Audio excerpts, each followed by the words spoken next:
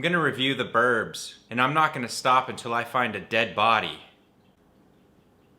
The Burbs? Oh, The Burbs! A fine Christian movie! It's about this group of super stressed out neighbors because they're basically convinced that the new family on the block are a bunch of murderous satanic cultists. This movie is so fun to watch, and it's because the best character in The Burbs is the entire neighborhood itself. When I think about this movie, I always think about all of the characters as a whole. It's very much a character ensemble movie. If you were to remove any one character, you'd have a totally different movie. This is because each character's unique blend of traits and characteristics, their personalities and their tendencies, they all mesh together in such a precisely perfect way. I'm sure each character would love to think that they're fully in control of how they behave, and that they've made a deliberate decision to be who they are and act as they act. But we all know this isn't true. They say that your environment accounts for 50 to 70% of your personality. This includes things like where you live, your upbringing, your family, your friends, and your neighbors. You've probably heard the phrase being a product of your environment, or that someone is a product of their peers. This phrase applies to every character in the Burbs, and honestly all of us, and it's always fascinated me. You can't really get the full picture of who someone really is by looking at them individually. You really need to look at who they interact with. You have to look at the entire cast of characters in a person's life when determining why they are who they are. I remember reading the Mr. Men and Little Miss books as a kid, which were basically a bunch of these books with a bunch of different characters, and each character had a single dominant personality trait. And I remember thinking how interesting it was that you could combine a bunch of these different characters with these different traits in a single setting. Okay, what would happen if you threw Mr. Busy, Mr. Slow, and Mr. Happy into a room together? Come on, you just know Mr. Slow and Mr. Busy are gonna fucking clash, but maybe Mr. Happy can try to balance everything out and keep everyone sane. But what if you were to add Mr. Silly into the mix?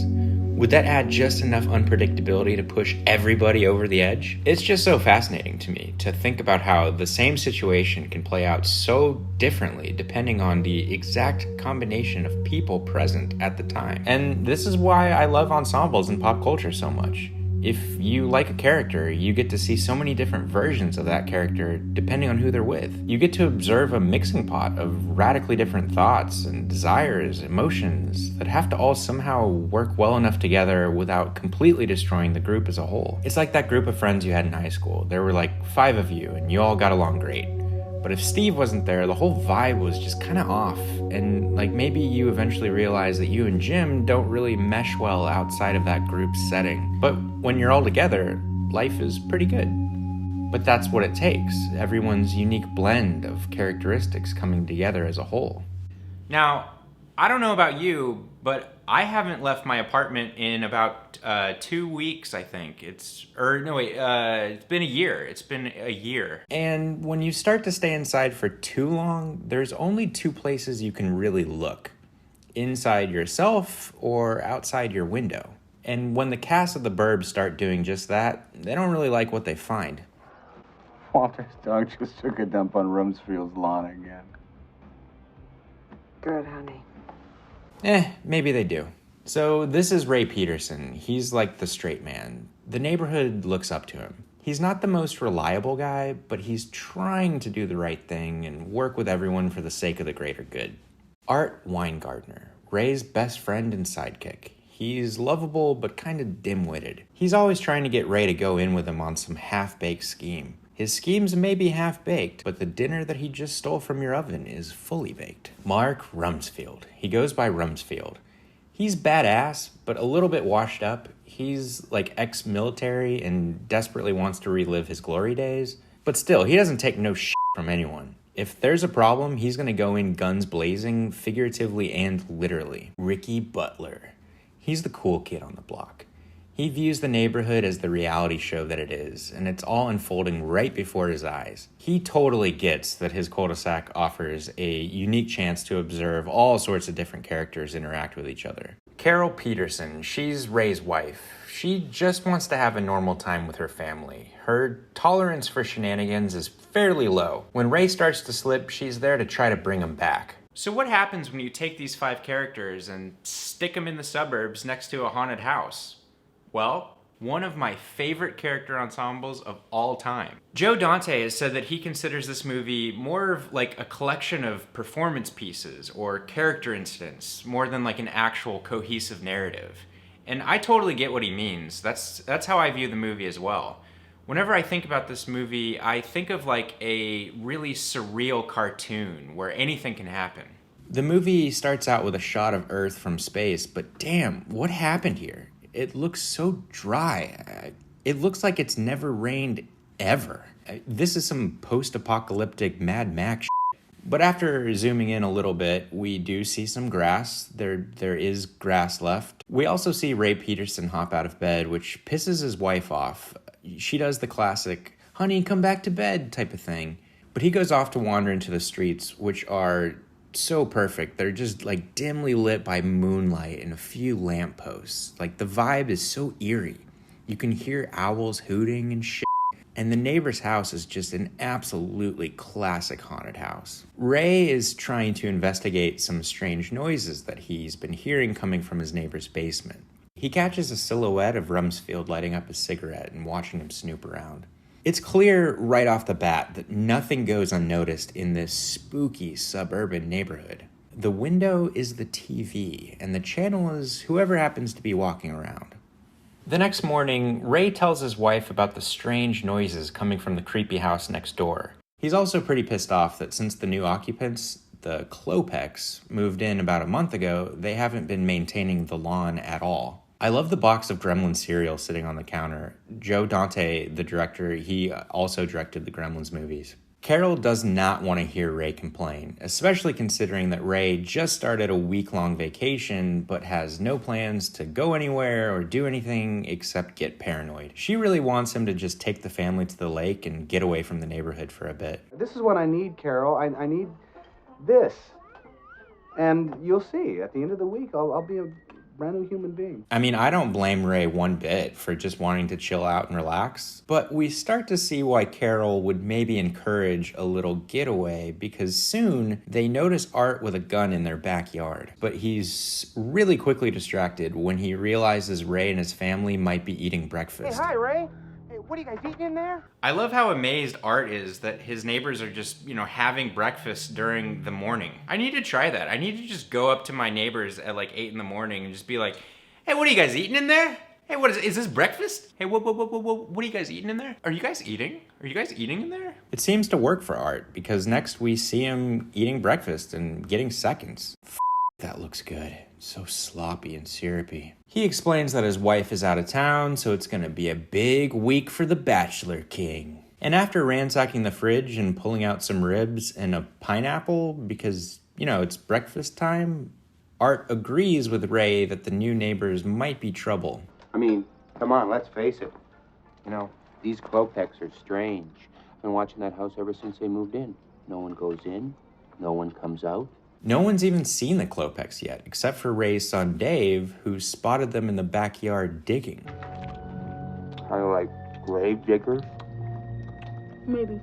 Even though Ray is pretty freaked out, he wants to come to his own conclusions, and he doesn't really like Art trying to get into his head. Ray and Art then make their way outside, of course, not unobserved. Came out in his robe last night when the foreigners were making all that racket. He didn't do one thing. Ray tries to show Art his new tool set, but Art isn't interested. One of the Klopeks is finally coming outside, and the block manages to get their first glimpse of their new neighbors. Why don't you go say hi? You could go say hi to him, too, Yeah, but he's your neighbor. Well, no, he's your neighbor as well. Ray finally decides that they both should go and introduce themselves just to get Art off his back. This is the first instance of Art really coercing Ray and coming out on top. They're daring each other to ring a doorbell. They don't make it far though, because as soon as they knock on the door, the bees are unleashed. Oh, no, not the bees! Not the bees! Ah! Later that night, Art and Ricky are drinking some beer on Art's porch when Ray decides to drop in and smoke a cigar. Ray was just kind of looking to unwind a little bit, but Art and Ricky take this as an opportunity to discuss horror movies and tell scary urban legends. And as they tell their stories, they begin to hear the strange noises coming from the creepy house again, which definitely doesn't help Ray's paranoia. The next evening, Ricky treats his girlfriend to the latest episode of His Neighborhood. God, I love this street. Ray tries to enjoy a quiet evening of Jeopardy with his wife, but Art has other plans and manages to get him to come outside. They meet up with Rumsfeld, and as if the noises weren't creepy enough, they then see the Aurora Borealis in their neighbor's basement. Aurora Borealis, at this time of year, at this time of night, in this part of the suburbs, localized entirely in your neighbor's basement? Yes. Shortly after, a car appears from the garage and slowly makes its way across the driveway until it reaches the curb. A figure emerges from the car, lifts a bag of trash from the trunk, and then proceeds to bang the hell out of it with a stick. They really want to know what's in that trash can, but it starts to rain, so they decide to check on the trash tomorrow morning. I've never seen that. I've never seen anybody drive their garbage down to the street and then bang the hell out of it with a stick. I've never seen that. That's such a perfect way of just being like, Come on, let's face it. You know, these Klopeks are strange. Later that same night, Ray catches the Klopeks digging in the backyard in the pouring rain. It's just a downpour, and they're all wearing matching hooded robes. That makes two I've never seen that moments in the same night. Sleep tight. The next day, Art and Rumsfeld just barely catch the Klopeks' trash about to be taken away. So they climb into the garbage truck and begin to throw trash all over the street. Man, they just don't give a f***. Trying to hold on to whatever skepticism he has left, Ray tries to act like it's not a big deal when he tells the others that he saw the Klopeks digging last night in the rain. Art and Ricky, though, they conclude that the Klopeks must have taken whatever was in those garbage cans and buried it in their backyard. Bonnie then lets everyone know that their neighbor's dog is loose, but the owner, Walter, isn't answering his door. They go over to check, but since Walter isn't home, Rumsfeld has to find another way in. A soldier's way saves the day. Once inside, they find a chair tipped over and a murder mystery playing on TV. They also discover that Walter left without his toupee, which Rumsfeld finds shocking. Walter left this house in a big hurry. After Art accidentally breaks a plate, Ray kind of comes to his senses and just realizes they're in over their heads and makes everyone leave. He then leaves Walter a note and slips the hair back through the mail slot. That evening, Art and Ray lock themselves in the basement and read The Theory and Practice of Demonology, a book all about Satanists and the occult. It's not a real book, I looked it up. But it really does remind me of my friends and I staying up late and reading scary stories and just like trying to freak each other out. Art tries to convince Ray that they need to start buying garlic and like gallons of holy water because these neighbors are straight up ghouls and they probably offered Walter up as like a human sacrifice or something. But Ray tries to block it out. Unconscious chanting. You're chanting. I want to kill everyone. Satan is good. Satan is our pal. Once Art leaves, Ray finds that the only thing on TV is a bunch of horror movies. All of this spooky stuff is just too much for Ray, and it causes him to have a crazy nightmare in which he's barbecued alive on a backyard grill. This scene is bonkers, and it was supposed to be a lot longer, but since it's obviously a dream sequence and it doesn't really drive the story, they kept it pretty short. It ends with the Klopeks demanding that Ray just mind his own business, and he agrees. The next day, Art and Rumsfeld try to get Carol to let Ray come outside, but she's had enough and tells them no. And Ray doesn't really put up a fight. I think he's pretty okay with just not having his mind warped by his neighbors for a day or two. I guess the thought of being barbecued alive will kind of do that to you. Without Ray to keep them in check, Art and Rumsfeld decide to slip a note under the Klopeks' door, ring the doorbell, and run away. The old ding-dong ditch. I remember doing that. I remember doing that with my friends. It was so fun. Do kids still do that? We wrote a note. We slipped it under their door. We rang the bell and then we ran. You did that? Yeah. Before Ray can even finish being pissed off, they discover that the dog is playing with a femur bone that was dug up from under the fence. But before they can even finish freaking out about that, a Klopek walks outside and tosses a crumpled up piece of paper into Ray's yard. It could be a crumpled up credit card receipt. You know, those things blow around all the time. No, it's my note. I love how loudly he's talking right next to the fence. Like, someone just threw this over. They're probably still on the other side listening to all of this. Carol decides to finally take charge and demands that they all stop acting crazy and start acting neighborly. She suggests that they all bring over a plate of brownies and officially welcome the Klopeks to the neighborhood. It's a great idea, and while you keep them busy, You're not invited. I mean, I get why Art isn't invited, but why did Rumsfeld get an invite here? Like, he also dropped off the note with Art. I guess his wife Bonnie is friends with Carol, so maybe he got a pass for that. I don't know. They march on over, and Rumsfeld falls through the porch. There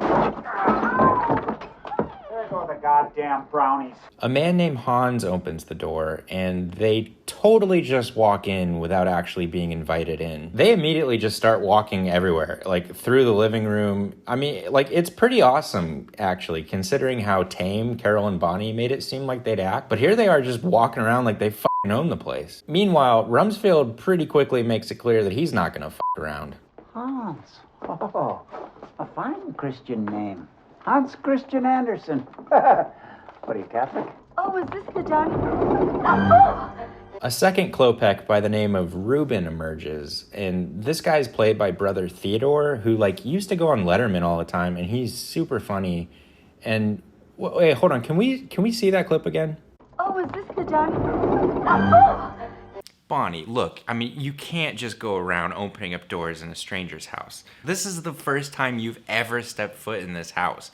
You can't just walk around, hey, is this a dining room? Whoa! What are you guys eating in here? Everyone sits down for coffee, and then Rumsfeld just decides to pull off a piece of their damn wallpaper, just right off the wall. Hans brings out everyone's favorite party snack, sardines and pretzels, and offers them to everyone. Carol takes a pretzel and encourages Ray to take one too, but he goes hard and takes a sardine.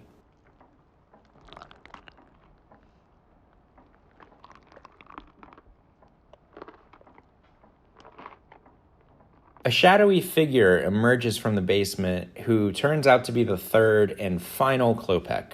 My brother, the doctor. The doctor shakes Ray's hand, but forgets that his shaking hand is absolutely covered in blood. Just kidding, it's red finger paint. Rumsfeld then tries to figure out which way this painting is supposed to go, which is just another hilarious thing to do in a stranger's house, especially after you just got done ripping off some of their wallpaper. Meanwhile, the doctor lights a candle or two to help set the mood, but it doesn't really end up helping because Rumsfeld decides to end the charade and demands to know what the noises coming from the basement are. Ray decides to not back up Rumsfeld here and instead just heads for the bathroom, but since he didn't ask where it was, he just kind of goes around trying every door he can find, kind of like Bonnie. Oh, is this the Bathroom. The horse gets out and causes Art, who had been snooping around that whole time, to fall over the fence. The gang takes this as a good opportunity to just get the out of there. They reconvene back at Ray's place, where he seemingly sides with the girls, who think that they're weirdos, but not psychopaths. Ray requests a few moments alone with the boys, and the girls happily agree. They think he's about to talk some sense into them. However, he explains that he found Walter's toupee back at the Klopeks, despite having slipped it back through the mail slot earlier. This is enough for Ray. This seals the deal. His neighbors are homicidal maniacs. I'm going over the fence, and I'm not coming back till I find a dead body. There's something super weird about this close-up. Tom Hanks has no neck, and the lighting makes it look like he has super long eyelashes. I mean, that does not look like superstar Tom Hanks. That looks like a homicidal maniac. The next morning, the neighbors all watch as the Klopeks go out for the day. Ray rushes his wife and kids off, and Art comes over and pretends to be excited about playing golf. And when Rumsfeld comes out with his tactical gear on, the scene is set. Wasting no time at all, Ricky gets on the horn and invites all of his friends over for the show. In preparation for their mission, Art manages to cut the power lines, which Ray confirms in the funniest way.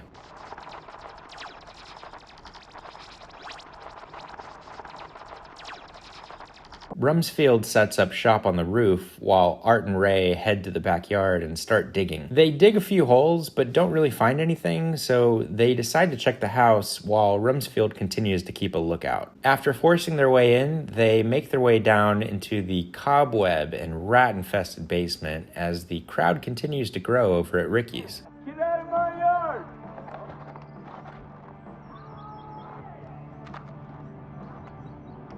They discover a suspicious, newly modified furnace capable of reaching 5,000 degrees.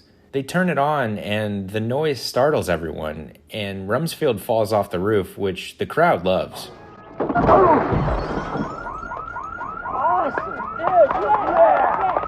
That was very cool, man. It drives me absolutely crazy that they don't try to look in the furnace. Like, it would be so much more believable if they at least tried and it was locked or something.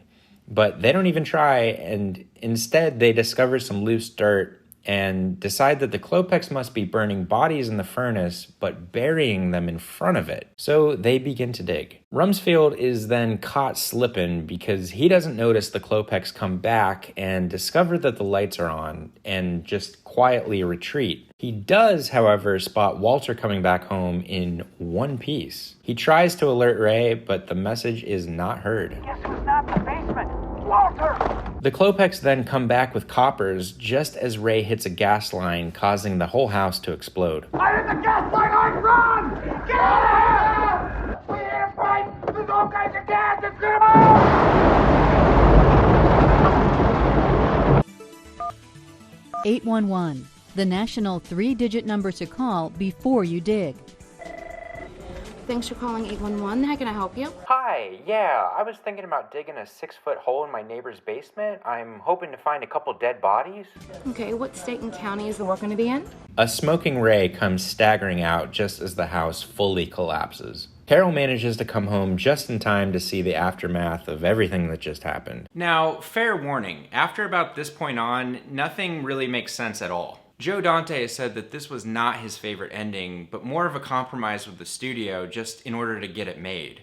But more on that later. The detectives explain that Walter had just been at the hospital and that the Klopeks were just picking up his mail while he was gone. It does seem odd to me that Walter would ask these strange new neighbors for a favor instead of someone reliable like Carol. Like, when Hans came out of the house earlier, Walter was f***ing terrified of him. But hey, what are you gonna do? It's also very weird to me that Art and Ray aren't immediately placed under arrest. I mean, Art is like totally free to just walk around and continues to claim that the Klopeks are murderers. But Ray is not having any of it. Some tortured. Shut up, Art! Shut up! Look at me! I'm a shell of a man because of you, Art. It's so funny to me how helpless all the detectives are and how non-existent all of the EMTs are during this whole scene. Where the f*** is everyone? Luckily for Ray, Carol is pretty chill and forgiving during all of this. I think she just kind of sees how far Art and Rumsfeld pushed him, and so she doesn't place a lot of the blame directly on him. While Ray is waiting in the ambulance, the doctor enters and acts super sinister, confronting Ray, saying that, like, he may have fooled the others, but he's not fooling him. I mean, damn, did he miss Ray attack his friends while defending the Klopeks? Like, it just happened, and it was pretty convincing to me. And then the doctor is like, you were in my basement, surely you looked in my furnace. Man, it kills me that they didn't even tug on the furnace while they were in there. The doctor then goes on to confess killing the previous owners of the house like a Bond villain as Hans erratically drives the ambulance into Art's house. This causes Ray and the doctor to come spilling out of the ambulance where the whole block can see that the doctor is actively trying to kill Ray. The stretcher runs into the Klopeks' car, which pops the trunk open to unveil a trunk full of bones. Alright, why did Hans drive like a f***ing bat out of hell? Like, wouldn't he want to at least make it look like a normal ambulance driving away? Why did the Klopeks bring the police to their house if they were so sure Ray would find evidence in the furnace? Why would the doctor think that Ray found something but is trying to convince everyone that he didn't find something? Like, Ray is about to go to prison. Why would he not speak up if he found something? Who cares? It's a cartoon. Ray finally decides to pack a bag and go to the lake with Carol. He tells Ricky to keep an eye on the neighborhood for him while he's gone, and Ricky happily agrees. God, I love this street. And there you have it. That's The Burbs. It's just such a perfect storm of character ensemble. It fills me with so much nostalgia, just for a simpler time before iPhones or the internet or so many things to distract us. So we just went outside with the people that we were living next to and just tried to make sense of whatever we saw in front of us. And while the ending doesn't necessarily land, it doesn't really make me enjoy the movie any less, because the movie is just so surreal to begin with. Joe Dante has said that the original ending was supposed to be much darker and way more ambiguous. We were never supposed to find out what those crazy noises coming from the basement were, or what the Klopeks were actually up to. In fact, when Tom Hanks gets in the ambulance at the end, the doctor was just supposed to take him away, with the implication being that he'd be killed off. But with Tom Hanks just on the cusp of Hollywood superstardom, the studio really didn't like the idea of having him die in this movie, and so they compromised with the ending that you just saw. Thank you so much for watching, and I'll see you next time.